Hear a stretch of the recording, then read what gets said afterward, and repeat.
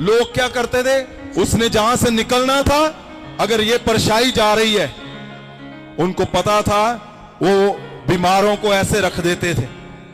और पतरस क्या करता था, सिर्फ चलता ही था ऐसे ऐसे ऐसे, और सारे बीमार, सारी दुष्ट आत्माएं निकलती थी, बीमार चंगे होकर खड़े हो जाते थे। सोच कर देखो आप, ये है पवित्र आत्मा जी के काम, ये है पवित्र आत्मा की ताकत, चमत्कारों की शक्ति। आप इसको ध्यान से देखो, चारों दिशाओं से अगर आप पतरस को ही पढ़ोगे, आप हैरान हो जाओगे कि हर हिस्से में फेल, हर हिस्से में पीछे, हर हिस्से में नाकाम।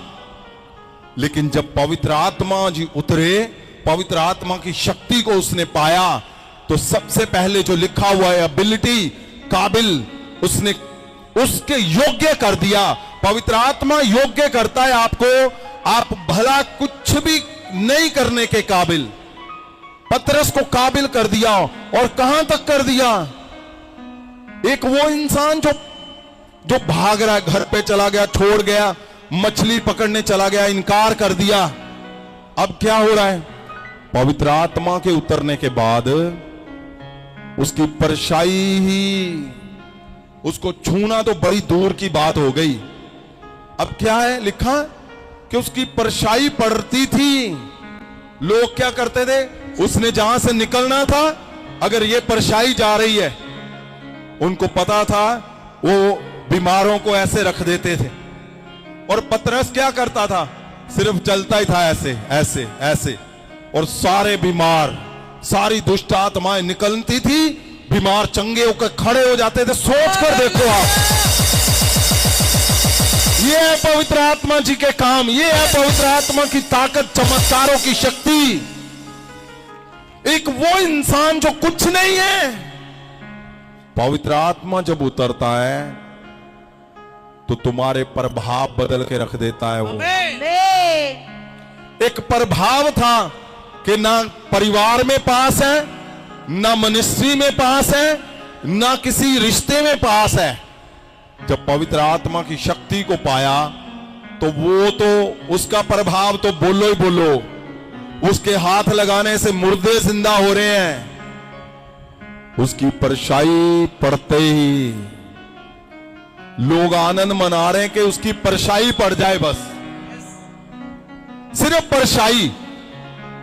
अब क्या होगा उसका प्रभाव, जिसकी परछाई से बीमार चंगे हो रहे, दुष्ट आत्माएं निकल रही हैं। पवित्र आत्मा तुम्हारी हर बात को सिद्ध कर देगा। वो इसीलिए है, पवित्र आत्मा इसीलिए है। आप ध्यान से देखो, जहां जहां भी इसी इंसान को देखोगे, आपको कुछ और ढंग से दिखा हुआ आएगा। अगर 3:6 में देखते हैं, तो वही जो बात सबने सुनी हुई है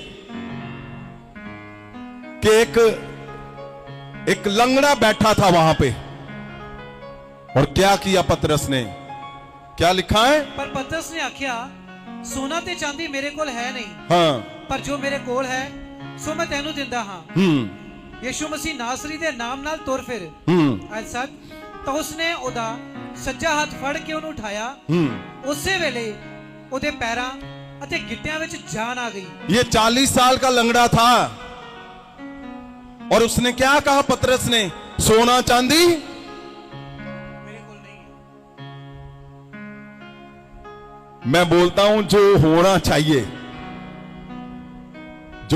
चाहिए हर इंसान के पास।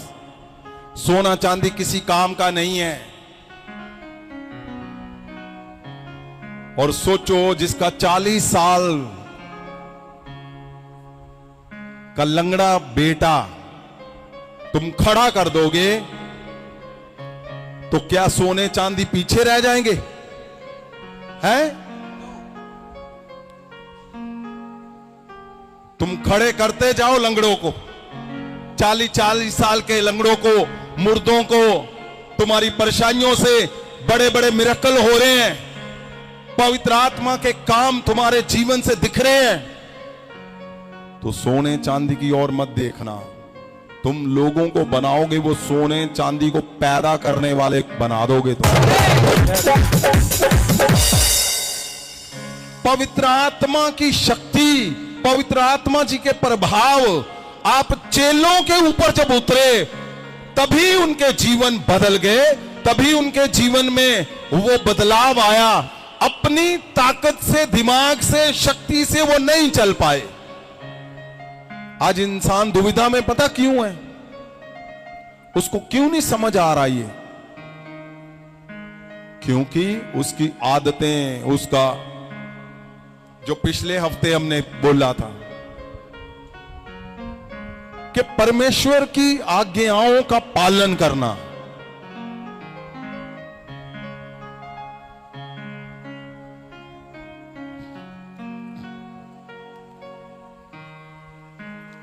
परमेश्वर के जो दिन मनाए,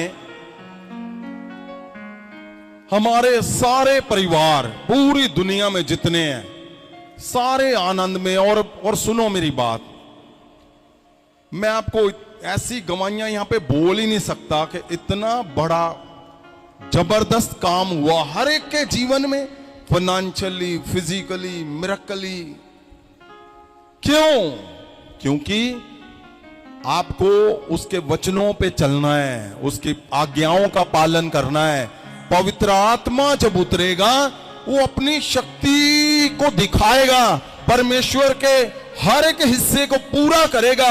यहां कौन लोग थे जो कुछ भी नहीं थे?